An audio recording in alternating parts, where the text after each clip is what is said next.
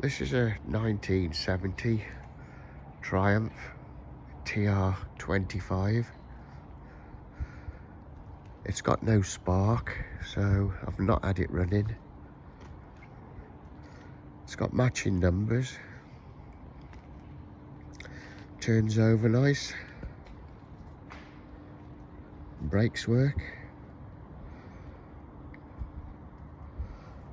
I don't have the side panel for it.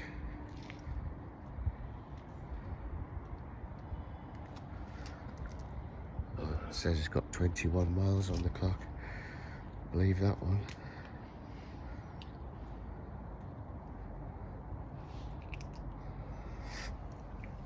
I think that means it was last on the road in 1998 in New York.